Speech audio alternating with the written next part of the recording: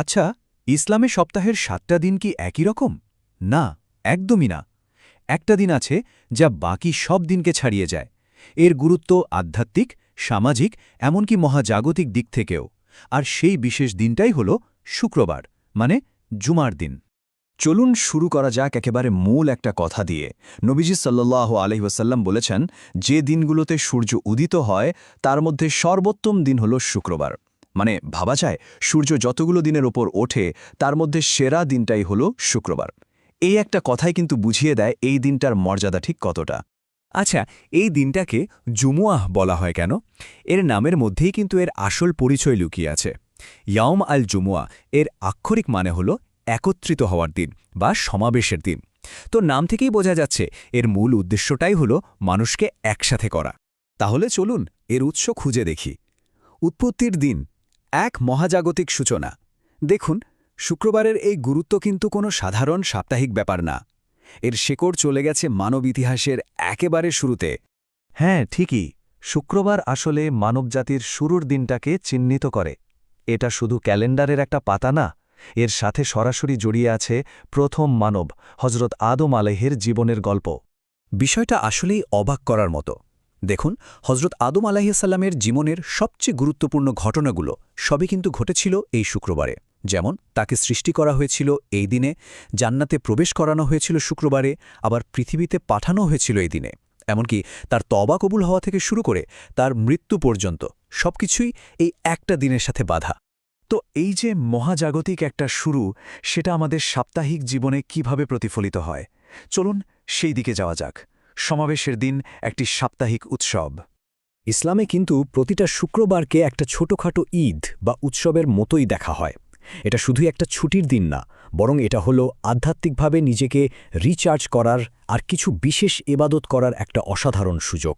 এই দিনটাকে ঠিকমতো পালন করার জন্য কিছু সুন্নত কাজও রয়েছে। যেমন গোসল করে নিজেকে পবিত্র করা, পরিষ্কার কাপড় আর সুগন্ধি ব্যবহার করা, একটু আগেভাগে মসজিদে চলে যাওয়া। সেই সাথে কোরআন থেকে সূরা আল কাহাফ তেলাওয়াত করা, নবীজির ওপর বেশি বেশি দুরূদ পাঠানো আর বিশেষ করে বিকেলে মন থেকে দোয়া করা। এই কাজগুলো আমাদেরকে শারীরিক আর আধ্যাত্মিকভাবে এই দিনের জন্য প্রস্তুত করে তোলে। আর এই দিনের সবচেয়ে গুরুত্বপূর্ণ কাজটার কথা তো সরাসরি কোরআনেই বলে দেওয়া হয়েছে। হে বিশ্বাসীগণ, জুমার দিনে যখন নামাজের জন্য আজান দেওয়া হয় তখন তোমরা আল্লাহর স্মরণে তাড়াতাড়ি করবে ও বেচাকেনা বন্ধ রাখবে। এই তোমাদের জন্য ভালো যদি তোমরা বোঝো। দেখুন, কোরআনের একটা সূরার নামই হল আল জুমুয়া বা শুক্রবার। আর এই আয়াতটা স্পষ্ট করে দিচ্ছে যে জুমার নামাজের ডাক এলে সব কাজ ফেলে আল্লাহর স্মরণের দিকে ছুটে যেতে হবে। কিন্তু জুমার নামাজ কি শুধুই একটা ইবাদত? না, এর চেয়েও বেশি কিছু। সামাজিক ঐক্যের প্রতীক, নামাজের চেয়েও বেশি কিছু। ক্লাসিক্যাল ইসলামিক স্কলাররা এটাকে সামাজিক আর নাগরিক জীবনের একটা ভিত্তি হিসেবেও দেখেছেন। জুমার নামাজের আসলে দুটো দিক আছে। একটা হলো আধ্যাত্মিক, যেখানে সবাই আল্লাহর স্মৃতির জন্য একত্রিত হয়, খুতবা শোনে, একসাথে ইবাদত করে। আরেকটা দিক হলো নাগরিক বা সামাজিক, যেমন এটা কোনো শহর বা বড় জনবসতিতে হতে হয়, এর জন্য শাসকের অনুমোদনের প্রয়োজন হয়। মানে এটা একাধারে মুসলিমদের সামাজিক ঐক্য আর শৃঙ্খলার একটা বড় প্রতীক। সোজা কথায় বললে এই সমাবেশটা একই সাথে সৃষ্টিকর্তার সাথে সম্পর্ককে যেমন মজবুত করে, তেমনি সমাজের সাথেও সম্পর্ককে জুড়ে দেয়। আমরা তো অতীত আর বর্তমান নিয়ে কথা বললাম, কিন্তু শুক্রবারের গুরুত্ব এখানেই শেষ না। এটা ভবিষ্যৎ, এমনকি শেষ বিচারের দিনের সাথেও সরাসরি জড়িত। হিসাবের দিন, ভবিষ্যতের এক ঝলক। নবীজি সাহা বলেছেন, কেয়ামত শুক্রবার ছাড়া অন্য কোনো দিন সংগঠিত হবে না। ভাবুন একবার, মহাপ্রলয় বা কেয়ামত, সেটাও ঘটবে এক শুক্রবারে। এর মানে হল আমরা প্রতি সপ্তাহে জুমার দিনে যে একত্রিত হই, এটা যেন সেই শেষ বিচারের দিনের চূড়ান্ত সমাবেশের একটা প্রতীকী মহড়া। শুধু তাই না, এই দিনে আরও একটা বিশেষ ব্যাপার আছে, একটা বিশেষ মুহূর্ত। হাদিসে এসেছে যে শুক্রবারে এমন একটা সময় আছে যখন একজন বিশ্বাসী যাই দোয়া করে, আল্লাহ তা কবুল করেন।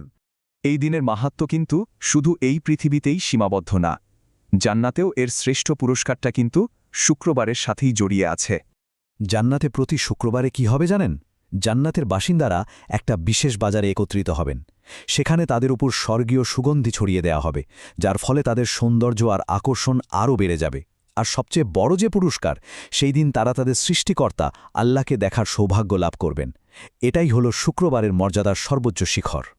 তাহলে প্রশ্নটা হলো কিভাবে একটা মাত্র দিন অতীত বর্তমান আর ভবিষ্যৎকে একসাথে ধারণ করতে পারে।